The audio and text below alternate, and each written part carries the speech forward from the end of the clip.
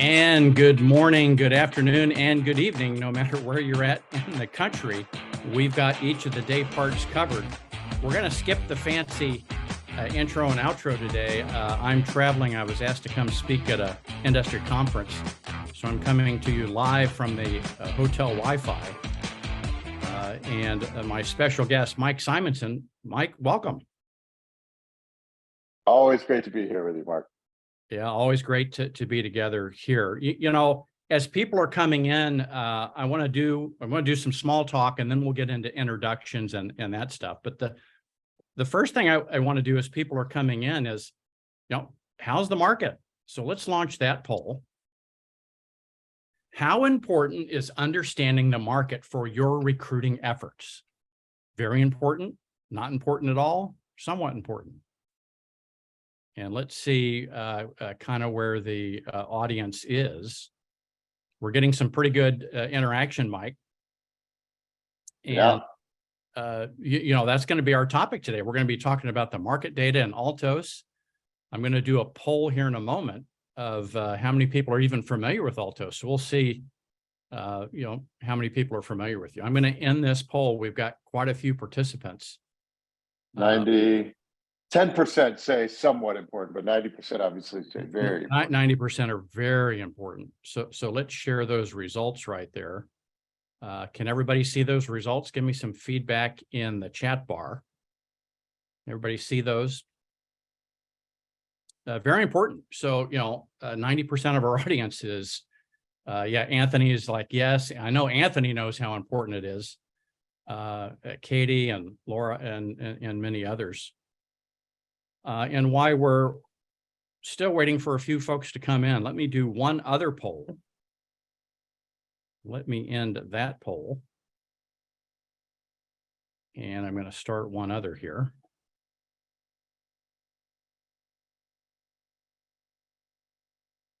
And we're going to stop sharing, and we're going to go back to the polls. Altos and Mike. Have you seen Mike on YouTube or used an Altos research report before? Yes, no, or I ain't saying. Look at this, Mike. Right now we're almost at 86% haven't heard your YouTube or seen an Altos report. So that is exactly why I wanted you here today, because we have such an amazing base of clients and potential clients who need to hear about Altos and the power. Good thing you're here, because many of the folks may know I built a brokerage from 900 agents to over 4,000 in 5 years with an industry-leading per-person productivity and an industry-leading EBITDA. And part of my formula was Mike Simonsen and Altos Research. Mark, if I might jump in there, we have one of the other the questions that I'd love to hear if we had time, or maybe next time we do this, is like, okay, we know that 90% of us say that it's very important to have market data for recruiting. The next question is, how many of us actually have some market data thing for our recruiting? Like, how do we use it for recruiting, not just with yes, we know it's important, but like, how do you use market data in your recruiting? It's something we can talk about today, but it'd be really interesting to know. Yeah, we're going to do that. And then the last poll is I think we have everyone who's coming and is in. We are recording this. Let me double check that we are recording this. Yeah, we are. Yep. So we're going to record that. And we've had a request for a lot of folks. So this question is, what's your current focus?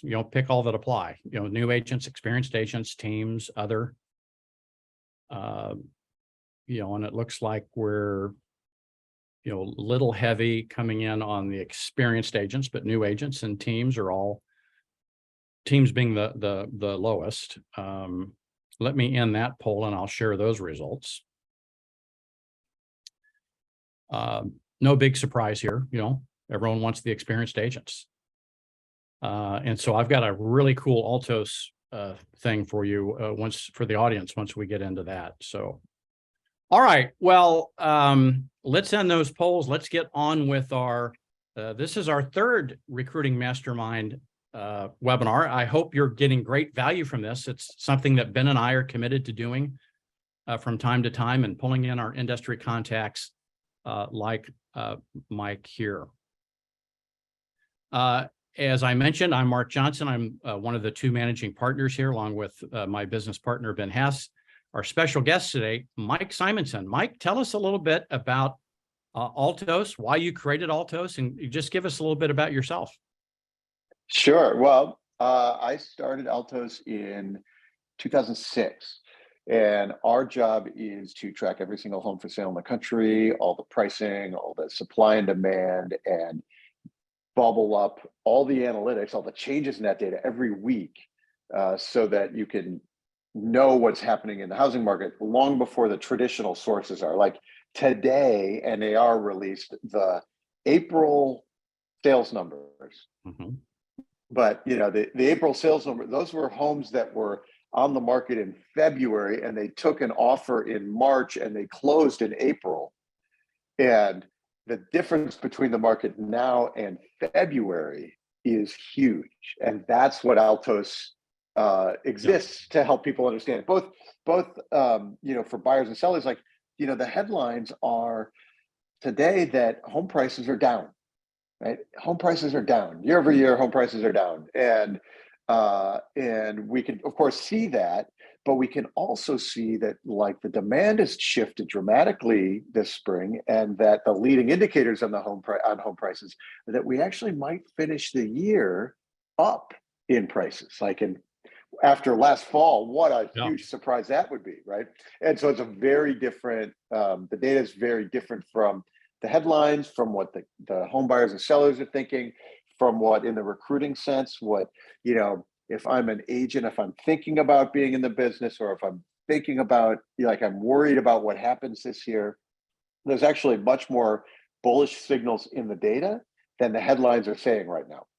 Yeah, and we're going to talk about that. One of the biggest things I used in the brokerage I built was the future looking. All the data is past. It's in the past, where Altos help me with my agents and those that I wanted to recruit talk about the future and where the market's heading, where the puck the analogy on the ice is, where the puck is going versus where the puck has been.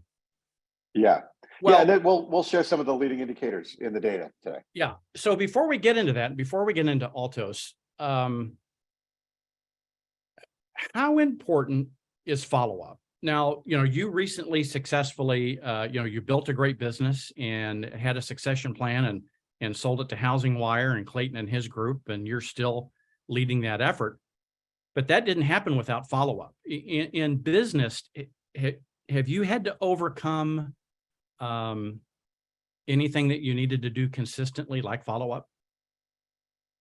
Well, for me personally, there's, building the systems that allow me to do follow-up, like good sales systems, like good lead nurture systems, is indeed like those are the like I put in the systems in place because it's not like, it's not my personality to get up and go, who am I calling today? It's like, I need my systems to tell me who I'm calling today. And it's my, and those emails to go out automatically and reach people that I'm not calling, and so those systems for follow-up and nurture over time is like, those are real for me.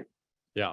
So one of the things I wanted to share with the audience, and I still have it, I have a database of about 1,000 potential agents inside the Altos systems that receive a weekly email from me on the market. And they engage with me, and it gives me a whole different conversation I can have with them versus, hey, you want to come join firm X? So that follow-up is super important, isn't it, Mike? Yeah, and it's not just like, if you think about really, skillful sales execution, follow-up is not just, hey, how you doing? Or, hey, have you made a decision yet? Like, that's a real weak follow-up. Real follow-up is, here's some value. I'm thinking about you. And like, by the way, this is what I do is I consistently add value and I help you move along. And then, when it's time for you to execute, for you to pull the trigger. Now I know, well, Mark's the guy I hear from all the time. Mark, I think it is time to make a move. Who should I be talking to? As opposed to Mark's the guy who calls me and, asks me if I've made a decision yet. Right. Right. Like, so the content of the follow-up is really meaningful. And of course, market data is always fresh, right? It's always got a real story in there. It's always appreciated. And so like, it's a real asset for doing follow-up. And what I love about it is it's always updated on Monday for the week prior. So it's fresh, it's current, and everyone wants to talk about the market. And so it's a great value add. And we're going to show everyone some reports here shortly, and we'll talk about how it works in the follow-up.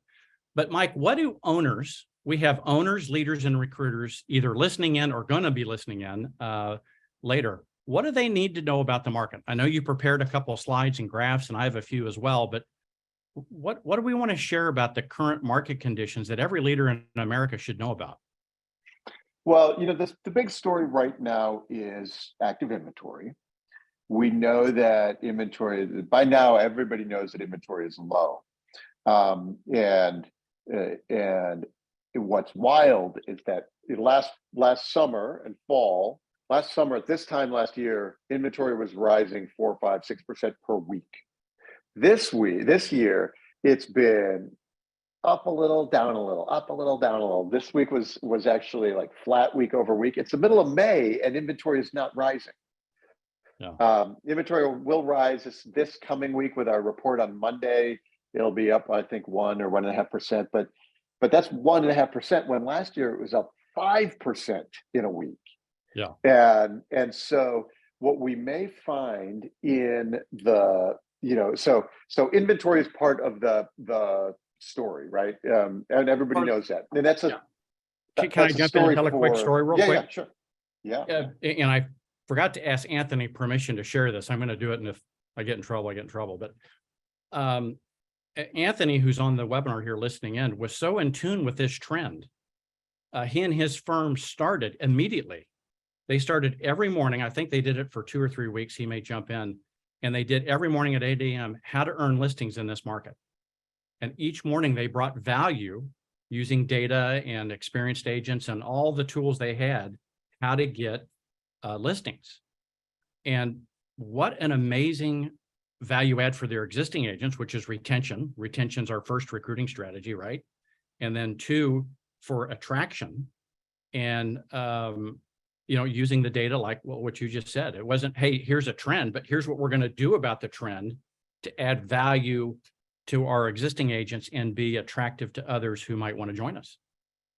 Yeah, for sure. The inventory story is really crucial right now. We have inventory built last year.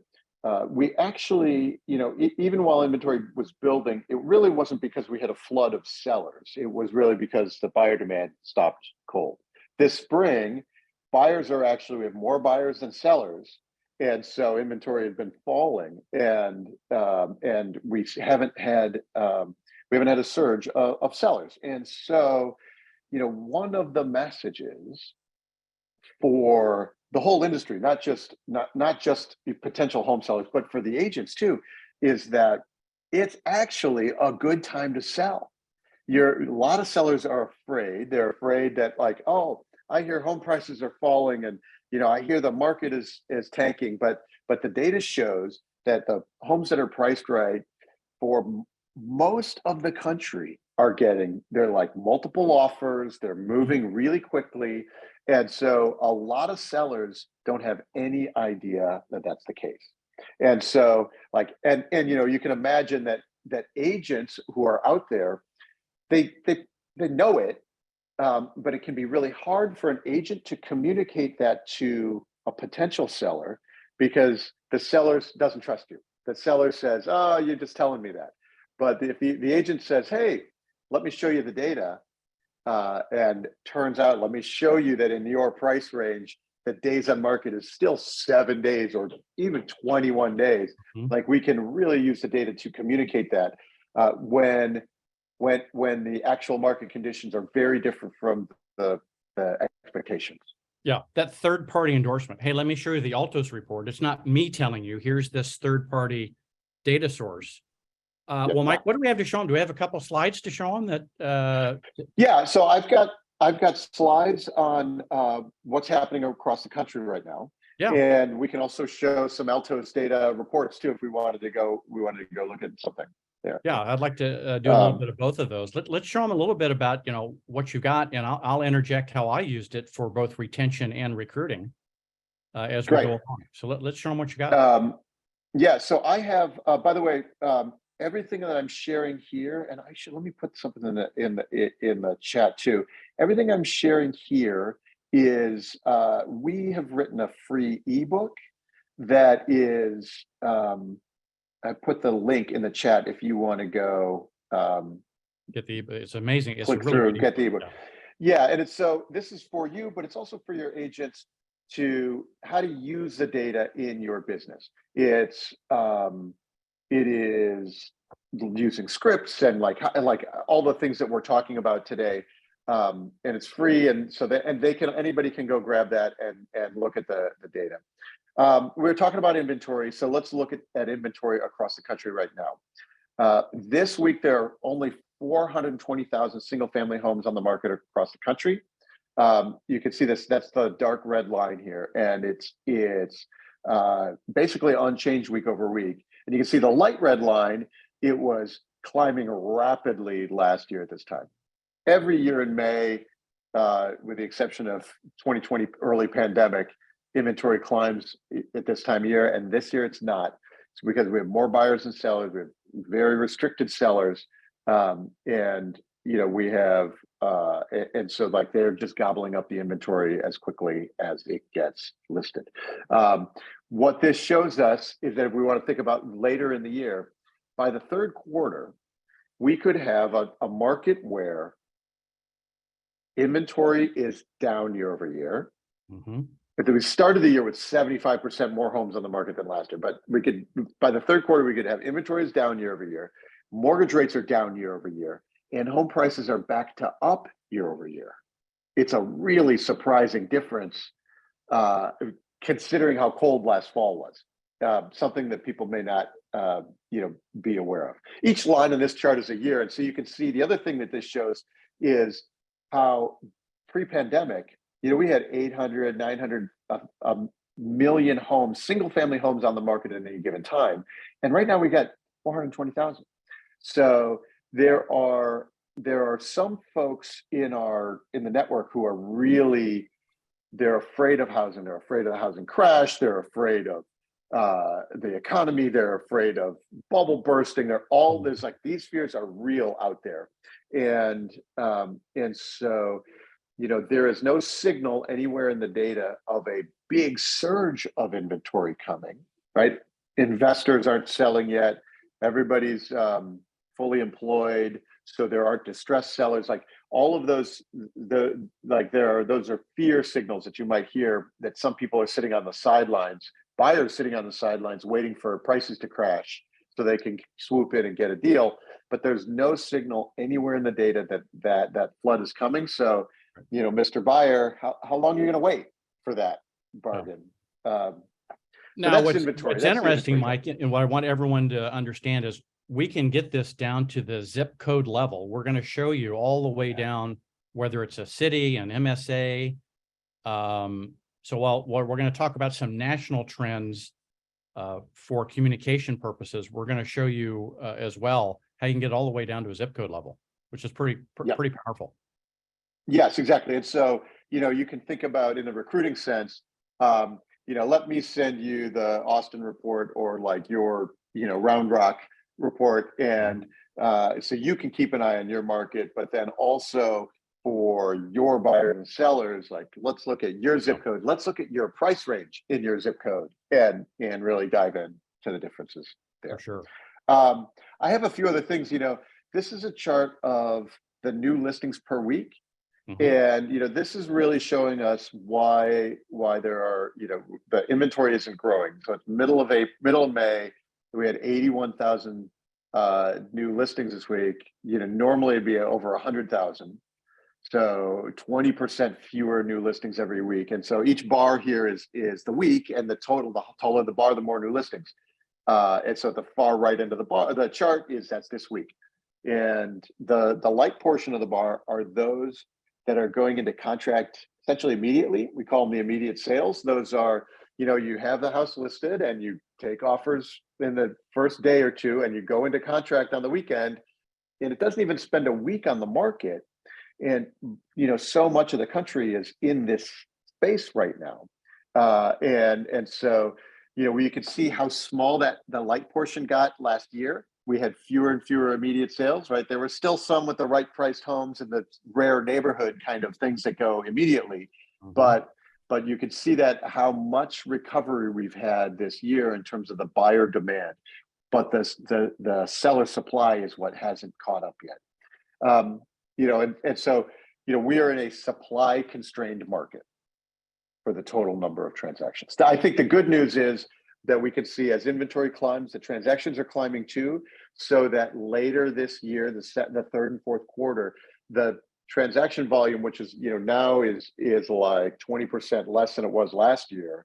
By the end of the year, we will be back up to more, year-over-year gains in the transaction volume because last fall was so cold. And so that, like, the signals in the data are that we have a little bit of that loosening up. It's not going to be huge because there's just not the supply there, but at least it'll be improving for us. And I hope the audience picked up on this. You were talking about the future and the signals in the data. All the other data that all of us are used to getting, whether it's NAR or whatever it is, it's all past historical. Even Case-Shiller and all of that, it's in the past. And we're going to continue to emphasize this throughout the webinar, and more stuff we do with you is the future prediction of this. Yeah, it's powerful. Yeah, I call it they're leading indicators, right? They can tell us now, and I'll show you a couple of more things. So this is that percentage of those homes that are immediate sales. You can see the orange lines where we are right now. During the middle of the pandemic, 35% of homes going into contract immediately. That cooled way off last summer, last fall, but then this year it's picked up again. You can see that upslope, meaning more buyers, more of those immediate sales, more competition. And so if you think about demand and supply, you've got homes that are on the market now. And if they're taking multiple offers now, they go into contract, in a week. They then close, those sales close in June or sometimes July. And so then it's August headlines that we'll be hearing about the strength that we can see in that now. And I have some data on price reductions too, which is another way to look at those leading indicators. This is the pendings. So these are the homes in contract, right? So they're in contract now, and they're gonna close in June or July. And so we can see that, yes, we have 16% fewer homes in contract in pending now than we did last year at this time. But the new pendings are only 10% fewer. So that is shrinking each week, the number of sales. So we can see that the revenue follows the transaction volume follows later in the year. For sure. And Mike, what I want the audience to hear, as leaders, the one thing I've always loved about the real estate business is it's never the same. Market to market, maybe we go in 90-day cycles. And so as leaders, all of us on this webinar, our existing agents, retention, have pain points. And the people we want to come into our firm, the target agents, have pain points. And this allows us to see those pain points and to create the training, the programs, the approach, kind of like Anthony did with the, morning club to get listings. We can adjust and adapt our approach, so we're adding more value to our clients and potential clients.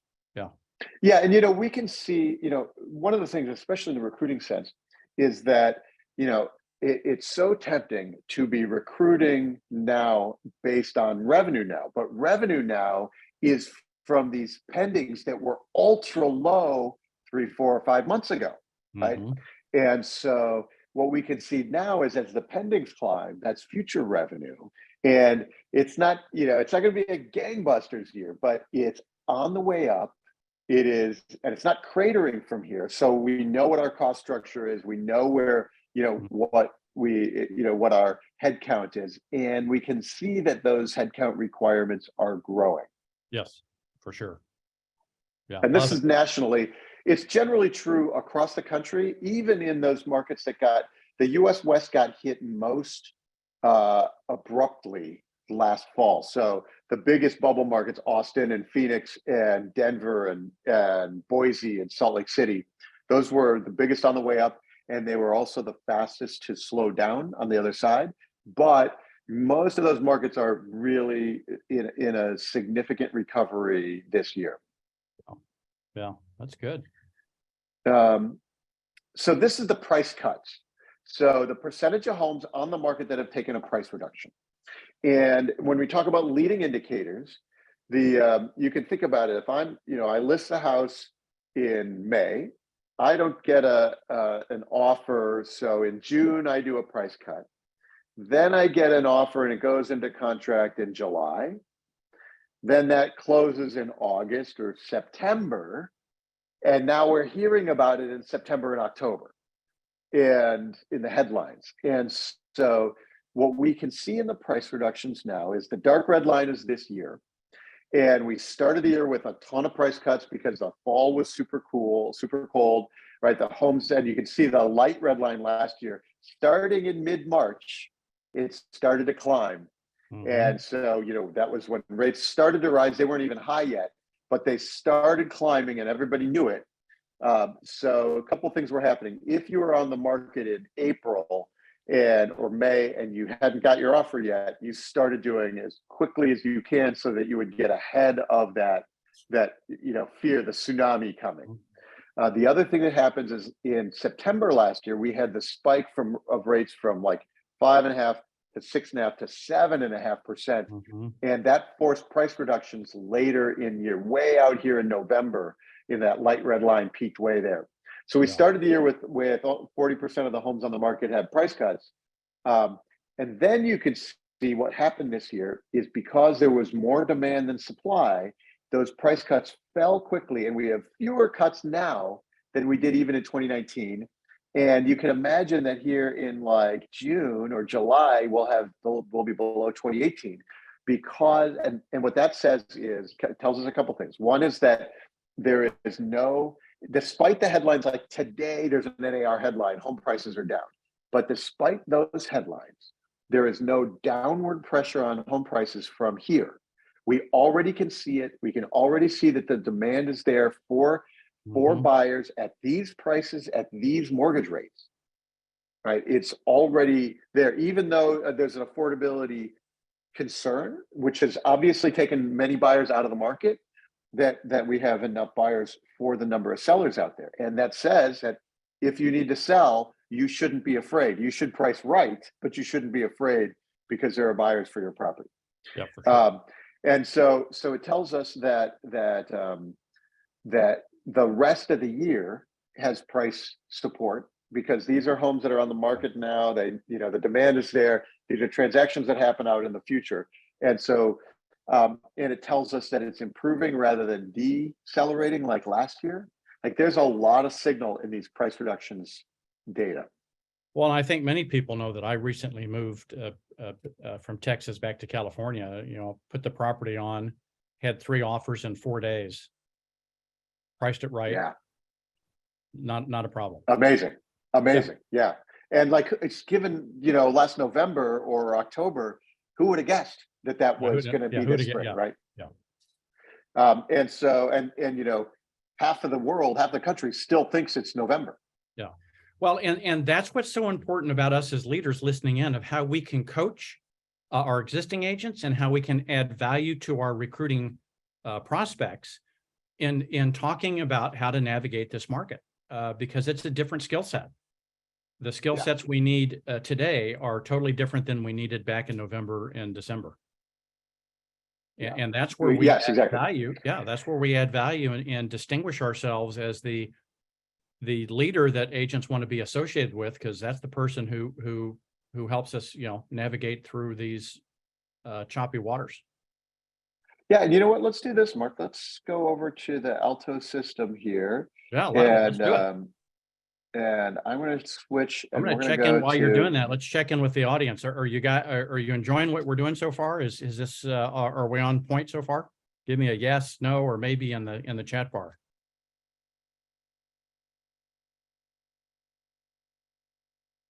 Yeah, there we go. Good stuff. Okay. Yes, absolutely. Susan, good info. Okay, all right. So we're on track. Cool. Okay. And by the All way, right. like as we're talking about these things, I mentioned that there is the ebook. I put the link in the chat, but you can also go to the Altos Research website, and there's in the top menu bar, you can go get the ebook, because it'll talk about how we look at these reports and the data here. So we were just talking about price the link reduction. didn't work, so they can go right to the website. Oh, you can't. Yeah, you might have to copy and paste it. I think we have the link sharing is probably disabled in the chat. You just have to copy and paste it, or go to altosresearch.com website. So we were talking about price reductions in the Altos system. So the Altos system, we have all the reports for local, and this one is my login. So I have the whole country. I've got my contact database where I've got 181 new leads this week. And I have 14,000 people have opened their emails that I sent them this week. But I'm looking at our advanced analytics page, and I have Can I share with them a quick story, Mike? Yes. So I have 1,000 prospective agents in my database as contacts. In your contact database. Yep. And over a 2-week period, I get 100% open rate. So I don't get 100%. It's about 75 to 80% open it each week, but over the 2 weeks, they all open it at least once. That tells you people care, right? Care. People care. Yeah. And so, I can just, I can go through and see exactly where people are coming in, where they've logged in from, they signed up, how many times they're opening it, which email campaign they're get on. You can see which of your agents are reading your emails and your reports. You can see exactly, you can see the blue ones are the new guys this week. And then they can in turn do the same for their clients, right? The agents for their, Yeah. So over here in the advanced analytics page, this is where we have a system for subscribers to be able to set up their dashboard and look at local markets or different zip codes, do comparisons, check, rank things. And what I like to do is I have the 50 metros around the country with the highest price reductions. And here's what we can see right now. We have Sarasota, Florida, more price reductions than Phoenix. What's really interesting, here's Phoenix and Austin, and then a bunch of Florida markets. Last fall, you can see this little in the spark line here. Phoenix went from only 20% of the homes on the market with price reductions, which was very low, to 63%.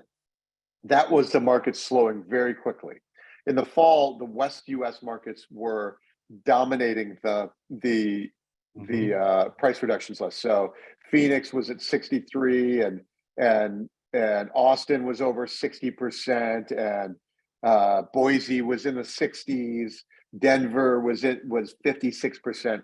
And what we can see now is that the market has recovered, and right now it's the Florida markets that have a little more price reductions, where the Western U.S. markets have adjusted more quickly this spring.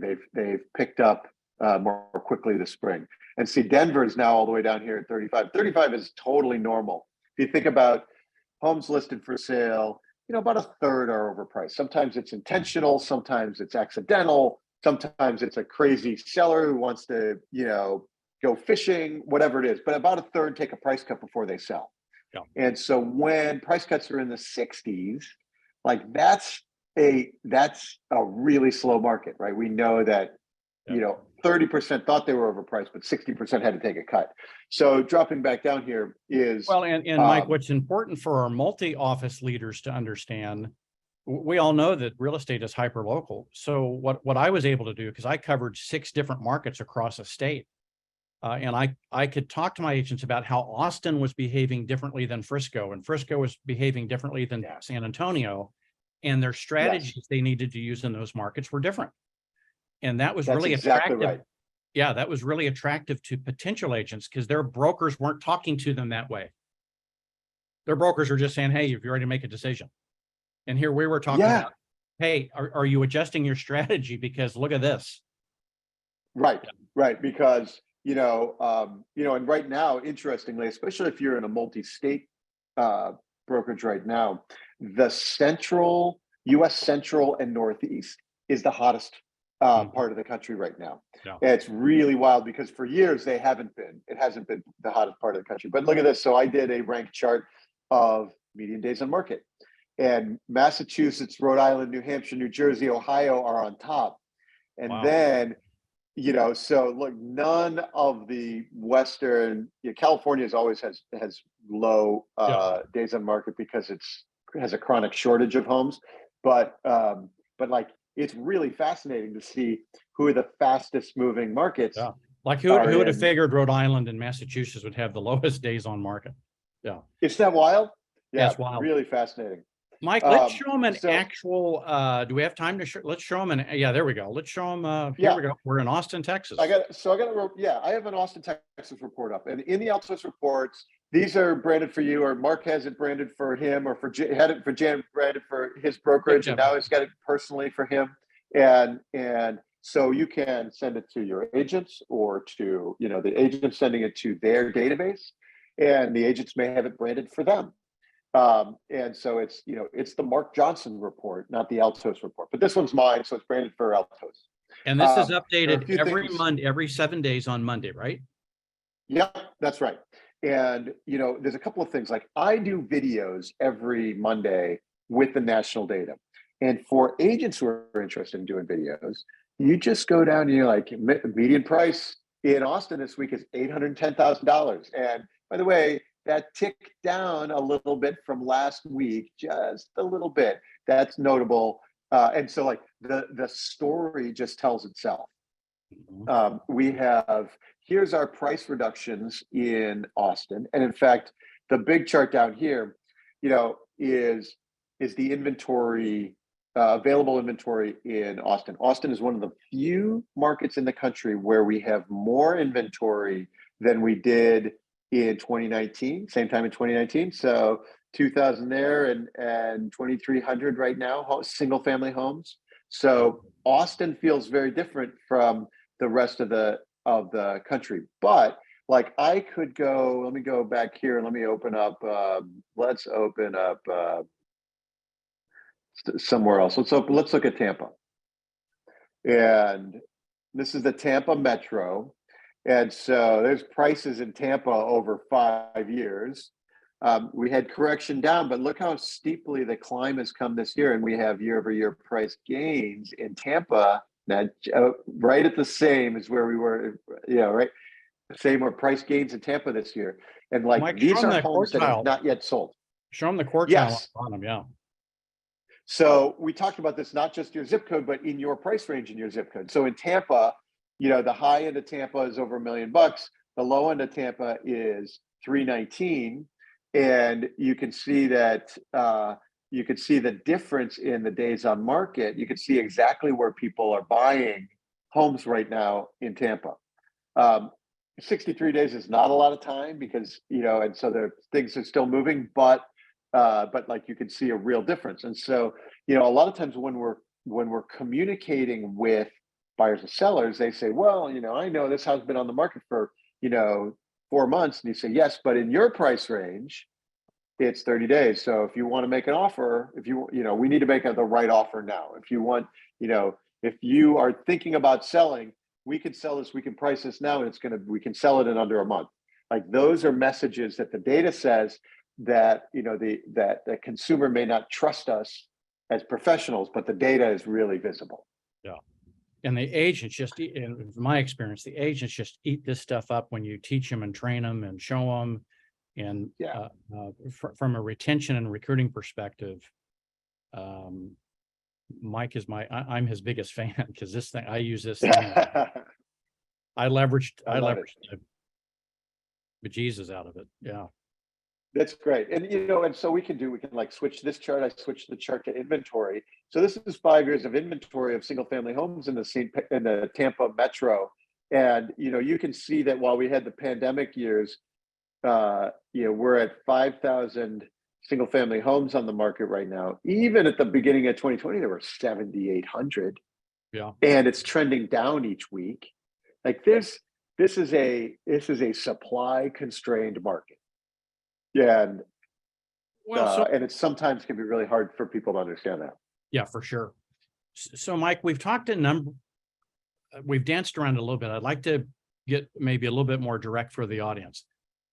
We've talked about the leading indicators of the future. What are some of the metrics that the leaders listening in today should be looking at in their markets that would help them see potentially where their market may be going versus the data in the past? What would you coach us to look at? So I like when we look at pricing, we look at the active list price, the asking price. These are the homes that are on the market now. And I like to look at the price of the newly listed cohort this week. So the homes that came on the market this week is a leading indicator for the whole market, for where homes will close in the future. And if you think about it, your experience in listing homes, when you go to list that property, the one down the street had multiple offers, or that there's nobody in the open house. Like that as an agent, and therefore when you go to list the next one, you either maybe price a discount or you price a premium. And so the price of that newly listed cohort each week is the first place. We call it the wisdom of the crowds, is the economic term, right? It's like the crowds are like the agents and the sellers in aggregate know exactly where to price a home. In any given home, maybe over or under priced, but in aggregate, like they're really well known. And so when the price of the new listings is ticking up, we know that's because there's demand in the market, and that those are then going to take offers at a higher level, and so that those are then going to close at a higher level, and there's price support in the future. And you can think about it as new listings now, they become the whole market in a month. Those get their offers in 2 months from now. Those close in 3 months from now. You hear those in the headlines 4 months from now. And here we're seeing it now. And right now we can see that trend today. One of the ones I looked at, I'd like you to comment on. I looked at it every week, was the percentage of listings with a price cut and the trend of that. And I knew in the markets I had where that was going up, I needed to coach my agents and prospects one strategy, versus where it was going down. I needed to coach my agents and prospects in a different way. Yes. So let's look at price reductions in Tampa. Okay. So normal, you can see normal for the country is about 35%. In a market that's an investor heavy market like Tampa or say Phoenix, 40% might be more common. So 40% of the homes normally take a price cut before they sell. And in the tight California markets, that might be 20% is normal. But the normal pre-pandemic normal. And so you can see here 40%, 43, 45. And then during the pandemic frenzy, 18%. So 40% think they're overpriced, but only 18% have to take a price cut because people are buying everything.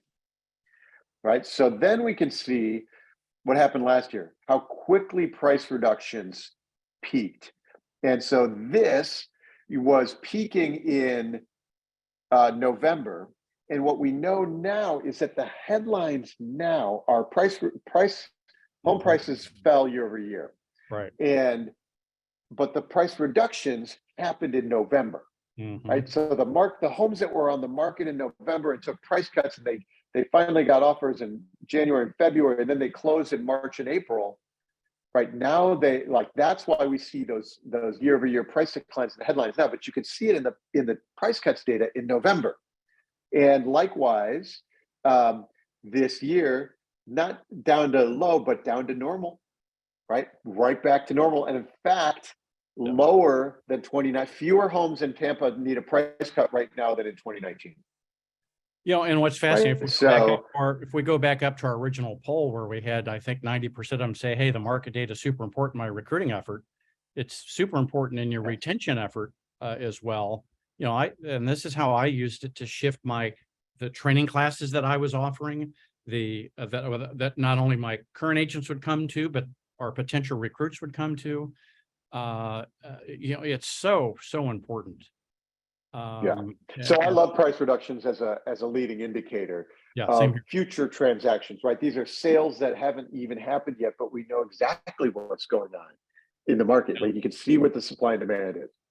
I think Ben, my business partner, Ben, who's on, wrote a blog about this earlier this week. He used the Puget Sound analogy of navigating, rough waters and how they have hyper accurate maps. I like to use the Hunt for Red October movie. I don't know if anybody remembers the Hunt for Red October, but there was this Russian submarine and they were chasing it, and they went into an area where they had hyper local accurate maps. And we had to go around because they knew how to navigate. And that's how I kind of look at Altos as a leader. It really helped me navigate where I could lead and add value to my agents on not only where the market is, but where it's going. And I don't know that there's too many people that have done that and are mastering it. Yeah, and so you think about agents who are super grateful to have this in their inbox every Monday. They can use, there's a search box in each report, so they can search their local zip code, and they can dive into the data themselves. It is as a recruiting tool, as a retention support tool for the agents. Like everybody wants to know what's happening in the market, and it's a really effective way for communication, and it's always fresh. Yeah, it's always every Monday. Well, now you do a weekly webinar as well, and I think they can get that on the Altos website, or we'll put a link in here. You have a YouTube. Yeah, here. Let me just type it in here. You can go to our YouTube page, which the link is, you can't click through. You have to copy and paste that too. But YouTube.com Altos Research. Every Monday, I do a 10-minute video on the national data. And you can just watch me talk about the data and what the trends are and what the story is of the moment that the data is telling us. And share it, yeah, there's all kinds of ways. For your own. All kinds of creative ways.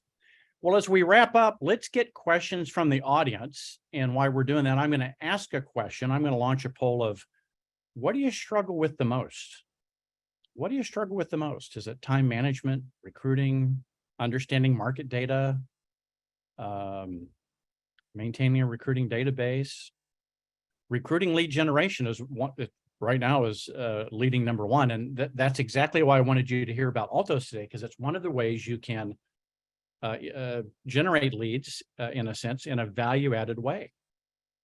Looks like we're getting quite a few folks come in. We're about and give it a couple more seconds for people to participate.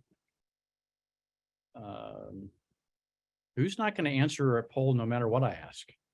I should ask that question, right, Mike? That's right. Somebody's driving. Oh, there we go. Okay. Yeah, if you're driving, that's be safe. All right, let's share this poll. So, it looked like recruiting lead generation was number one. And I hope you all could see how you could use this database for not only retention, which is recruiting, but also lead generation and value added to your existing leads. So it looked like lead generation, time management, consistent, experienced agent hires. We have a solution for that in our co-recruit solution that we'd like to share with anybody who's struggling with that as well. Maintaining, Mark. Yeah. I would say if anybody's on the call that wants to dive in deeper, And like, you can go to the Altos website, you can book a free consult with our team. And just there's a little box that says, hey, what can we help you with? Just let me know that you were on this call with Mark. So that we know that you're in the Mark Johnson universe, so that we can make sure we know exactly what we've been talking about. We can treat you well, do all those stuff. On with Jeff in 2 hours. Nice. Steven, terrific. Book a time with Jeff. So that's great. And we'll talk about, well, I'll let Jeff know that we'll start talking about recruiting. So that'll be great. Yeah. Well, so what questions does anybody have? I'm going to launch another poll while we're gathering any questions in the chat bar. Do you have any questions for Mike or I around this or anything else in the recruiting space you'd like to talk about? In the poll, I've put up what future topics, we're going to be doing this about every 6 weeks or so. And we're going to schedule the next one here in the next few weeks and get it out there to everybody. So tell us what you'd get most value out of from a future topic. And of course, I'm going to have Mike back. Who wants me to have Mike back again? Give me a yes in the chat bar.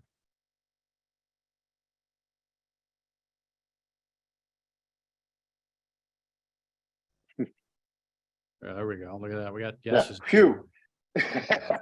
So hey, Mike, will you come back again? Yes, for sure. Very much. Absolutely, Mark. For sure. There we go. Because it looks like we got yeses all around. So, okay. So let me end this poll and we'll share with folks kind of what's on their mind. One of my good friends, Gabe Abshire, is a total expert, Mike, on the EOS, the Entrepreneurial Operating System, the traction thing. And he's offered to be on. So it looks like retention and raising per person productivity, which I used Altos in my brokerage to as one of the strategies to help me with that, because it helped them how to list better, how to represent buyers better. It looks like Teams is a good topic. Virtual assistants, and then the EOS is a top one. So it looks like number one though is retention and raising PPP. All right. Well, thank you for that. That'll help us design our next couple sessions. Well, with that, Mike, I want to thank you so much. Do we have any questions from the audience? Does someone want to see a specific market? Like, type in the chat bar. We'll go look at. Give us a market. We'll go look at it real quick, and we'll chat about maybe the strategies of how we would add value. Okay, let's look at Charleston, South Carolina. Let's look at Charleston. Let me get a Charleston. And Folsom. I'm going to play Johnny Cash. Folsom City Blues. We probably won't be able to look at all those, but we'll look at Charleston, and then we'll look at just to see. We'll look at 2, and then we'll wrap up. Charleston, South Carolina. Okay, what do we know in Charleston, South Carolina? Let's start with the inventory number. Look at Charleston. How inventory, we saw inventory in Austin had ticked up to over its 2019 levels. Well, look at Charleston. Charleston is way lower. 1,000 homes in Charleston, 230 right now. Charleston is like basically in its pandemic crisis few inventory. And that's a remarkable thing. Let's look and change this to, we can look at the price reductions too. You can see how the price reductions have fallen over the last several months, but let's look at price reductions over time. And so, so we have normal range in Charleston back here in the 40 to 50% range. Pandemic was down in the 20s. That's interesting that the Charleston, I wonder what it is about Charleston that has that shifted higher than much of the country. I don't know if it's maybe it's a vacation destination. I'm not sure, but that's interesting that it was higher. But what we know now is that with 36%, 37% of the homes having price cuts, that's fewer than pre-pandemic times, right? So the market in many ways is hotter now than it was, almost as hot as it was during the pandemic time in terms of number, like buyers per sellers. And then we can also see down here in the price quartiles, the high end, the super high end in Charleston takes longer, but here's where the demand is, right in the middle. It's not uncommon to see the lowest quartile of prices to take longer. Sometimes that's like, those are the junkier homes, or like here in this case, these are older, the super expensive ones are, giant lots, but these are, smaller and older. Well, and these are 3-bedroom, 2-bath houses. Yeah, and even at 56 days, that historically is pretty normal. But what's so important about this is coaching and advising agents in each of these price ranges, depending on where they specialize, and in this market, is going to be totally different today than it was even just 3 months ago, right? Yeah. Now let's look at Mobile, Alabama. Let's look at Mobile. Okay. Let's see the difference there. Mobile, Alabama. Okay, so here's our price reductions in. So Mobile prices staying flat. We've got days on market has been decreasing. These little spark lines of the last 3 months, price reductions ticking down, and then we can go into the bigger chart to look at them over time. So here's our price reductions chart over 5 years. And we can see here it's a normal in the 30 to 40% range. That's totally normal. Last year had the, from the pandemic lows at 20% to up, and then even peaking, in the second, after that second spike of mortgage rates up here at 47%. And then this year recovering very, very quickly. So like this shows strength. And here, this is nice. So here in the price ranges, like the $300,000 range in Mobile is where the highest demand is, right here. You can see it, where it's longer in the super old entry small level stuff. Mm-hmm. Yep. And old like stuff that is maybe tear downs, $89,000 like tear downs, or like the old stuff that's been around forever. But now, so like this is where people are. This is also that $300,000 to $400,000 range. That's the investor buy box. These are 4.2s. Like those are functional living places. Like that tells us a lot about what's going on in Mobile. Yeah. And here's the inventory trend over the years in Mobile, right? So 1,000 homes normally on the market, single family homes on the market in Mobile, and right now we have 377. During the pandemic we were way down here at 200, so it's a little more, but really shows us what's going on. And so we're talking to the sellers, like, look, you may be reading headlines about home prices falling or the market crashing, but in Mobile we could see home prices are up year over year, and way up from the past few years. Like there's real signal in that data. Yeah. And then so everyone knows we can drive this all the way down to the zip code level. So so if I search for Mobile, you can just grab any zip code in Mobile and look here. And I don't know anything about them, but I don't know if there's, but you can, and so as we all know, hyper local, even down to the zip code level, that's the lowest common denominator. All right. Well, so I know we've run out of time. I think everyone got great value. Give us a 0 to 10. 0, I got no value. 10 plus, I got lots of value in the chat bar. Mike, I think everyone knows how to get a hold of you.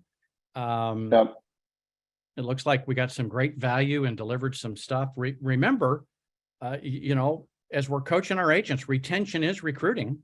And then we have the recruiting database we can build. And this is a way to adjust our approach and add value in all of our follow-ups with our existing agents and our potential agents. I mean, that's what I wanted people to walk away with. And I Mike, appreciate you helping deliver that message. Always enjoy working with you, Mark. So thanks, everybody. Yeah. So there we go. That's a wrap for this recruiting mastermind. We'll be back. We're going to look at those topics you gave us feedback on and get another one scheduled. here real soon. With that, enjoy the Friday, enjoy the weekend, and remember, your strategy matters, but your passion rules. There we go. Thanks, Mike. All right, take care. Bye.